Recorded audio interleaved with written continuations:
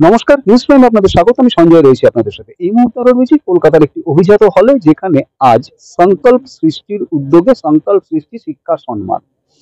সংকল্প সৃষ্টি একটি আদ্যন্ত সমাজসেবামূলক সংস্থা, যারা বিভিন্ন ক্ষেত্রে কাজ করে সমাজের পিছিয়ে পড়া অংশের মধ্যে। আজ তারা একটা উদ্যোগ নিয়েছে যে যারা মেধাবী ছাত্রছাত্রী আছে তাদের যেমন সম্মাননা প্রদান করবে, এবং সেই সঙ্গে তাদের এই সফলতার পেছনে যাদের সবচেয়ে বড় হাত, সেই শিক্ষক শিক্ষিকাদেরও সম্মান প্রদান করবেন। বিভিন্ন সমাজের বিভিন্ন অংশের মানুষ যেমন এখানে আজ সমবেত হয়েছেন, সেই সঙ্গে এমন মানুষও আছেন যাদের জীবনটাই জীব সেবার কাজে নিয়োজিত। হ্যাঁ, ঠিকই শুনছেন, রামকৃষ্ণ বিবেকানন্দ মিশন ব্যারাকপুরের যিনি সম্পাদক স্বামী নিত্যরূপানন্দজি রয়েছেন আমার সাথে। কথা বলে নেবো তার সাথে। মহারাজ, প্রথমত নিউজ প্রাইমে আপনার স্বাগত। নমস্তে জ্যোতিরাজায় বিবেকানন্দ সুরায় সচ্চিৎ সুর স্বরূপায় স্বামী নেতা ভাই। মহারাজ, আজকে এই যে সংকল্প সৃষ্টির উদ্যোগ, এই উদ্যোগটাকে আপনি কিভাবে দেখছেন, যেখানে শুধু শিক্ষার্থীদের নয়, সেই সঙ্গে শিক্ষক শিক্ষিকাদেরও সম্মান প্রদান করা? শিক্ষার মূল উদ্দেশ্য হচ্ছে, এটা স্বামী বিবেকানন্দ বলেছেন, চরিত্র গঠন। এবং চরিত্র গঠন হলেই আপনার দেশের ঠিক ঠিক সেবা হবে, এবং যেটা আপনি বলেন শিবজ্ঞানের জীব সেবা হবে। চরিত্র গঠন না হলে হবে না। তা এই সংকল্প সৃষ্টি তার আদিবাসীদের মধ্যে কাজ করছেন, এবং অবিনাশ কুমার গুপ্তা তার ফাউন্ডার। আমার খুব ভালো লাগছে, প্রথম আমি এখানে এলাম এবং আমি এনাদের কাজকর্ম পড়েছি।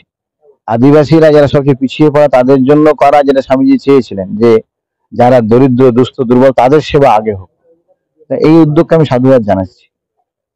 মহারাজ, আপনারা তো সমাজের বিভিন্ন অংশে কাজ করেন, মানুষের সেবায় সবসময় কাজ করেন। ভারতবর্ষের 70% গ্রাম। এই উদ্যোগ আপনার কি মনে হয় না যে সবচেয়ে বেশি গ্রামে ছড়ানো উচিত? যেটা সংকল্প সৃষ্টি আদিবাসীদের মধ্যে কাজ করে আপনি বলছিলেন, এই উদ্যোগ সবচেয়ে বেশি গ্রামে ছড়ানো উচিত, কারণ সেখানেকার একটি মেধাবী ছাত্র বা ছাত্রী হয়তো এই সুযোগ থেকে বঞ্চিত থাকতে পারে, কারণ এইরকম উদ্যোগ তো গুটি কয়েক সংস্থাই করে। বা শিক্ষক শিক্ষিকা যাদের পোটেনশিয়ালিটি আছে, তারাও হয়তো সেই প্রচারের আলো পাচ্ছে না বা সেই উৎসাহ পাচ্ছে না। শুনুন, করাটা হচ্ছে ইম্পর্টেন্ট। গ্রামে করুন আর শহরে করুন, ঠিক আছে? কারণ এখন শহরে হলেও করা দরকার, গ্রামে হলেও করা দরকার। আর এখন এই সোশ্যাল মিডিয়া বা ইনফরমেশন টেকনোলজির জন্য সবাই সব বিষয়টা জানে।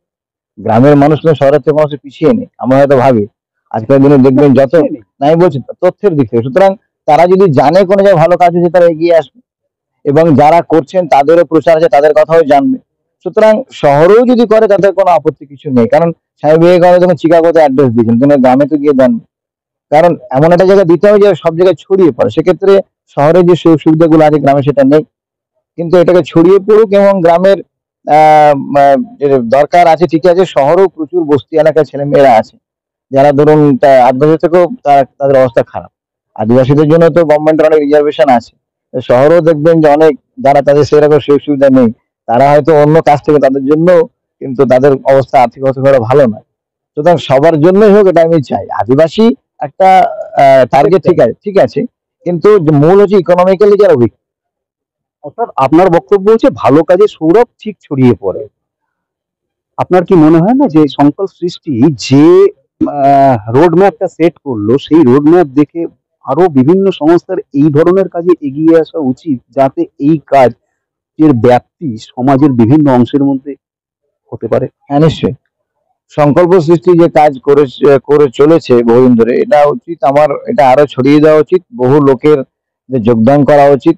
এবং আমি বিশ্বাস করি প্রত্যেক মানুষের একজনকে হেল্প করা উচিত। ভারতবর্ষে ধরুন প্রায় 130 কোটি মানুষ, তা প্রত্যেকে যদি একজনকে হেল্প করেন, যাদের মধ্যে ক্ষমতা আছে, যার ক্ষমতা নেই, যারা হয়তো ফিজিক্যাল তারা পার্ট দিতে পারেন, কেউ আর্থিক সাহায্য দিতে পারেন, কেউ নিজের সেবা করতে পারেন। সেবার বিভিন্ন পার্ট আছে, শুধুমাত্র অর্থ দেওয়াটাই সেবা নয়। আপনি ফিজিক্যালিও কিছু করতে পারেন, আপনি রক্তদানও করতে পারেন, আপনি ধরুন যে আপনার বন্ধু বান্ধব তাদের ছড়িয়ে দিতে পারেন, প্লাস আপনি ধরুন যারা যারা পিছিয়ে পড়া তাদের নিয়ে আসতে পারেন। এতে বিভিন্ন ভাবে আপনি করতে পারেন, যেটা সংকল্প সৃষ্টি করছে।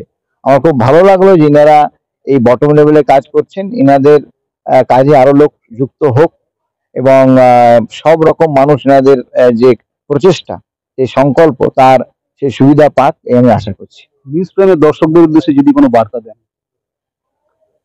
আমি বার্তা ধরুন মূল বর্তমান কালে বার্তা যে শিবজ্ঞানের জীবস, যেটা আমি প্রথমে বললেন যে শিব জ্ঞান থাকলে কোনো বিভেদ থাকবে না। আজকে সমাজে যা দেখছেন বিভিন্ন ভাবে বিভেদ যে চলছে, আমরা বলছি ভারতবর্ষে কিন্তু আমরা বিচ্ছিন্ন হয়ে আছি বিভিন্ন ভাবে। কিভাবে সেটা ডিটেলস আমি বলছি না। শিব জ্ঞান যদি আমরা ভাবতে পারি যে প্রত্যেক মানুষ শিবের একটা অংশ, তাহলে তো আমরা ভালোটাই দেখবো। আজকে সমাজে কাদা ছড়াছড়ি চলছে কারণ আমি খারাপটা দেখছি। আপনি ভালোটা দেখুন, একটা সাপের মধ্যেও দেখবেন তার যে বিষ থেকে ওষুধ তৈরি হয়।